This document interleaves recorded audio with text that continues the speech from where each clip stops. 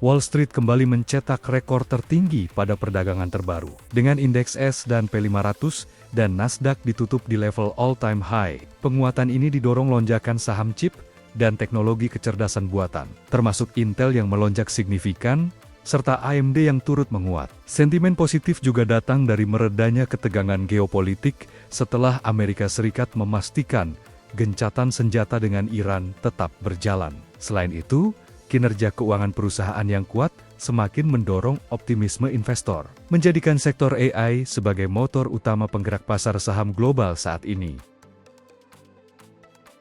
Wall Street kembali mencetak rekor tertinggi pada perdagangan terbaru, dengan indeks S&P 500 dan Nasdaq ditutup di level all-time high. Penguatan ini didorong lonjakan saham chip dan teknologi kecerdasan buatan, termasuk Intel yang melonjak signifikan, serta AMD yang turut menguat. Sentimen positif juga datang dari meredanya ketegangan geopolitik setelah Amerika Serikat memastikan gencatan senjata dengan Iran tetap berjalan. Selain itu, kinerja keuangan perusahaan yang kuat semakin mendorong optimisme investor, menjadikan sektor AI sebagai motor utama penggerak pasar saham global saat ini.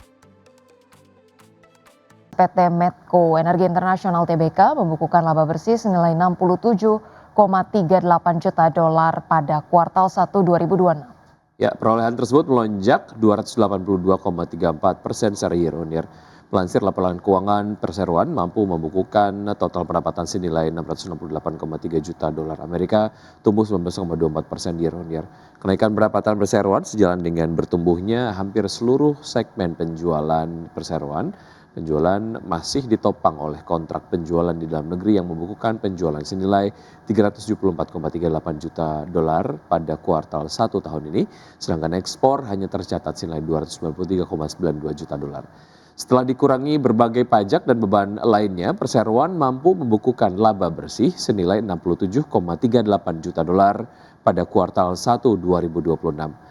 Melonjaknya laba bersih terutama disebabkan oleh bagian laba dari entitas asosiasi dan ventura bersama yang pada periode kuartal 1 tahun 2026 mencatatkan nilai sebesar 44,55 juta dolar dibandingkan dengan kuartal 1 2025 yang membukukan kerugian senilai 20 juta dolar.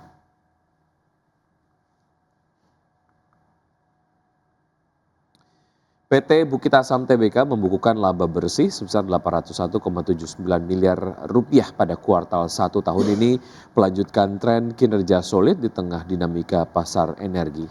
Perseroan menyebut stabilitas kinerja mampu dipertahankan melalui strategi pengelolaan persediaan yang prudent, efisiensi biaya, serta penerapan selective mining. PT Bukit Asam Tbk membukukan laba bersih sebesar 801,79 miliar rupiah pada kuartal 1 2026, melanjutkan tren kinerja solid di tengah tekanan operasional akibat faktor cuaca dan dinamika pasar energi. Direktur Utama PT BA Arsal Ismail mengatakan, perseroan mampu menjaga stabilitas kinerja melalui strategi pengelolaan persediaan yang prudent, efisiensi biaya, serta penerapan selective mining. Berdasarkan laporan keuangan kuartal 1 2026, perseroan mencatatkan pendapatan sebesar 9,93 triliun rupiah atau relatif stabil secara tahunan. Sementara itu EBITDA tercatat 1,55 triliun rupiah dengan margin EBITDA sebesar 16% dan margin laba bersih 8%. Kinerja tersebut ditopang oleh penjualan yang relatif terjaga meskipun produksi mengalami penurunan. Volume produksi batu bara tercatat turun 22% secara tahunan, sementara volume penjualan hanya terkoreksi tipis 1%. Adapun komposisi penjualan hingga akhir Maret 2026 terdiri atas 53% pasar domestik dan 47% ekspor dengan tujuan utama antara lain Vietnam, Bangladesh, India, Kamboja, dan Thailand. Di sisi biaya, beban pokok pendapatan tercatat 8,39 triliun rupiah atau turun 6% secara tahunan, sejalan dengan penurunan volume produksi dan aktivitas angkutan. Stripping rasio juga membaik menjadi 5,31 kali dari sebelumnya 6,42 kali. Berbagai sumber IDX Channel. Pemirsa, PT Indofood Sukses Makmur Tbk atau Indef mencatatkan kinerja positif pada kuartal pertama 2026 di tengah tekanan global. Ya, meski laba usaha terkoreksi, perusahaan masih mampu menjaga pertumbuhan penjualan dan laba bersih. PT Indofood sukses makmur TBK membukukan penjualan neto konsolidasi sebesar 33,89 triliun rupiah, tumbuh 7% dibandingkan periode sama tahun lalu. Margin laba usaha juga tetap terjaga di level 19,3%, menunjukkan fundamental bisnis yang masih solid di tengah dinamika global. Meski demikian, laba usaha terkoreksi 6% menjadi 6,53 triliun rupiah.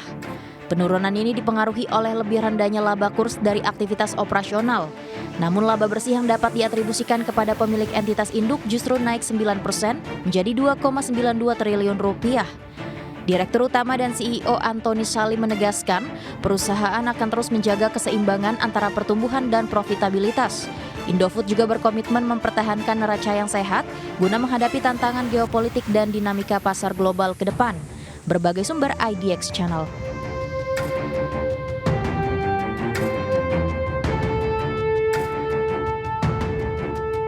Presiden Prabowo Subianto menggelar rapat terbatas bersama sejumlah menteri di kediaman Hambalang, Bogor, Jawa Barat. Rapat terbatas ini fokus mengintegrasikan optimalisasi pembangunan daerah secara merata. Rapat terbatas Presiden Prabowo Subianto dan sejumlah Menteri Kabinet Merah Putih berlangsung hingga malam hari ini, fokus membahas langkah strategis pemerintah dalam merespon mengoptimalkan peran pendidikan dalam pembangunan daerah. Dalam arahannya, Presiden meminta adanya langkah komprehensif dalam memastikan arah kebijakan pemerintah tetap sejalan dengan kepentingan rakyat. Salah satu poin utama dalam Ratas Hambalang ini adalah optimalisasi kesejahteraan masyarakat di tengah dinamika ekonomi nasional. Selain itu, Presiden Prabowo juga menekankan peran strategis dunia pendidikan dalam pembangunan daerah. Pemerintah berencana mendorong perguruan tinggi untuk terlibat langsung dalam pembangunan daerah, khususnya melalui pemanfaatan keahlian dari fakultas teknik, di mana sinergi ini diharapkan mampu mempercepat pembangunan infrastruktur dan teknologi di tingkat daerah dengan memanfaatkan sumber daya manusia dari akademisi. Dari Jakarta, IDX Channel. Ya, pemirsa, selanjutnya hilirisasi sumber daya alam menjadi prioritas nilai tambah perekonomian nasional. Ya, salah satunya adalah proyek hilirisasi batu bara menjadi dimethyl ether atau DME yang mampu menekan impor LNG atau maksud kami LPG hingga 1 juta ton per tahun. Jadi ada satu istilah. Groundbreaking hilirisasi tahap kedua yang dilakukan Presiden Prabowo mencakup 13 proyek strategis hilirisasi senilai kurang lebih 116 triliun rupiah. Meliputi 5 proyek di sektor energi, 5 proyek di sektor mineral, dan 3 proyek di sektor pertanian. Salah satunya proyek hilirisasi raksasa adalah groundbreaking hilirisasi melalui percepatan pengembangan Coal to DME di Tanjung Enim, Sumatera Selatan yang dilakukan PT Bukit Asam Tbk bersama Danantara dan Pertamina Persero. Adapun proyek hilirisasi batu bara menjadi dimethyl ether atau DME ini bakal menggunakan teknologi gasifikasi skala besar pertama di tanah air. Dengan total DME mencapai 1,4 juta ton per tahun dan mampu menghasilkan 1 juta ton LPG, sehingga negara mampu melakukan penghematan anggaran sebesar 8,8 triliun rupiah dari berkurangnya subsidi. Ya, jadi proyek hilirisasi Coal to DME ini proyek yang sangat strategis sebagaimana arahan Pak Presiden sejalan dengan Astasita nomor 2 ya, swasembada energi dan juga Astasita nomor 5 terkait dengan hilirisasi khususnya Coal to DME ini akan mereduksi substitusi import LPG sebagaimana kita tahu per tahunnya kurang lebih kita import LPG itu kurang lebih 7 juta metrik ton dan ini DME ini akan menjadi proyek yang bisa mensubstitusi import LPG. Sementara itu, Direktur Hilirisasi dan Diversifikasi Produk PT Bukit Asam Tbk Turino Yulianto menegaskan, proses pengolahan batu bara kalori rendah menjadi bahan bakar ramah lingkungan pengganti LPG ini bukan hanya meningkatkan ketahanan energi nasional, langkah hilirisasi ini mampu meningkatkan multiplier efek ekonomi bagi masyarakat nasional dan daerah, di mana proyek ini mampu menyerap hingga 5.300 tenaga kerja.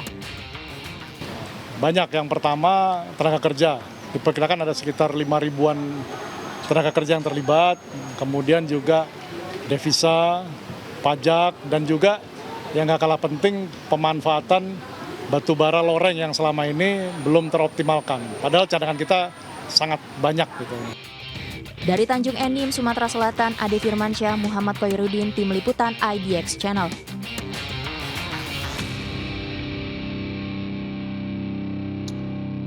Ya, meski masih di zona ekspansif, indeks kepercayaan industri pada April 2026 tercatat turun tipis ke 51,75. Dari 23 subsektor industri pengolahan yang dianalisis, sebanyak 16 subsektor berada pada fase ekspansi dan 7 subsektor mengalami kontraksi.